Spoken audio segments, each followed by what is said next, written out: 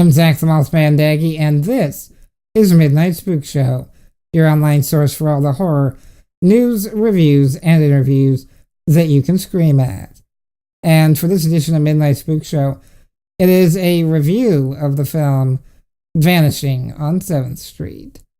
Now, Vanishing on 7th Street is not yet in theaters, but it is available to download off of iTunes or Comcast or other cable providers or satellites and such. Basically, it's kind of a pre-release before it hits the big screen. The guy behind this film, who directs it, is Brad Anderson. He's the guy behind the really awesome movie Trans-Siberian, which if you haven't checked out that movie, definitely do so. He also is the guy behind The Machinist. It stars Hayden Christensen of the Star Wars prequels, as well as Jumper, Thandie Newton of Rock and Rolla, and Mission Impossible 2. And also in it is John Leguizamo of The Happening and Spawn. Now, the plotline of this film sounds like something you would hear on Twilight Zone. Basically, it's in Detroit, I believe is where it takes place. Suddenly, all the lights go out, and when emergency generators kick on and such, the remaining survivors, if you want to call it, discover that everybody, well, mostly everybody, has completely disappeared. All that's left is their clothing. And as things progress, they start to realize that the shadows are out to get them. And so what you end up with is a story that's very much almost the video game Alan Wake meets Darkness Falls meets Ghost, with Whoopi Goldberg. And I say the latter because the shadow things really are kind of like the shadow things in Ghost. I gotta say, this film is genuinely scary. It's the type of film that will reawaken your fear of the dark. It's very easy to come away from this movie being paranoid. And only films like Paranormal Activity and, when I was younger, Poltergeist were films that really kind of reactivated those innate fears that you carry from childhood. And there is a lot of really creepy scenes throughout this movie. One in particular, and taking place in the hospital. It's in the opening. Scared. Well, I mean, it's not scared, but creeped the hell out of me.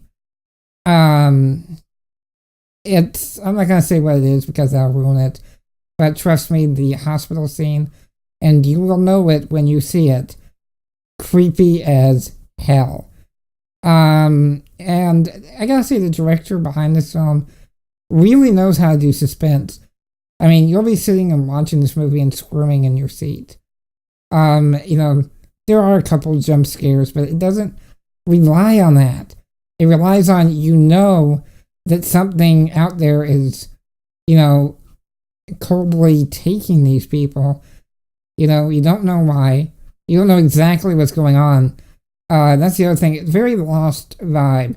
A lot of theories going through your head on what exactly is going on. And they bring up even the, Croatoan mythology, about that missing town of Roanoke, where all the people just disappeared all of a sudden in the 1700s, and the only thing written there was Croatoan. And so, I mean, they bring up that. They bring up, well, are they dead? They bring up tons and tons of theories. And so if you're a fan of Lost, you'll appreciate that aspect of it. And like I said, it just was genuinely scary and creepy all the way through, because it taps into that fear of the unknown. Like, I mean, nothing is more unknown than what you can't see. And so it really just, doesn't hold back in that regard. And a very suspenseful film. My only hesitations on this film are that the story could have unfolded a lot better. It really feels like a two-act play. You have the event, and then you have they meet, and that's about it.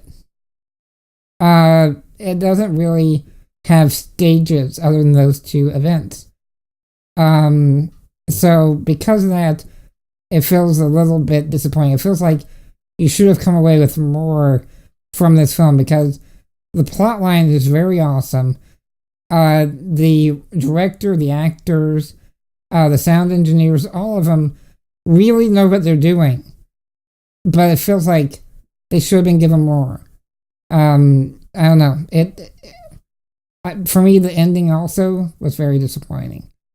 So you gotta take that with a grain of salt.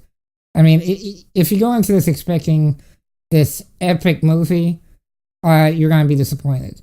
If you go into it expecting a really good episode of The Twilight Zone, you won't be disappointed. Because that's really what this film is. It's an episode of The Twilight Zone for the big screen. And so that's really what you gotta expect out of it. And if you do, it's an awesome movie to check out. I highly recommend it. You can rent it now if you want, or see it in theaters, which, if it is in theaters, I'm betting it would be an awesome experience to see it in there, just because of the sound design alone. So check it out. I highly recommend it. Vanishing on 7th Street is the name of the movie.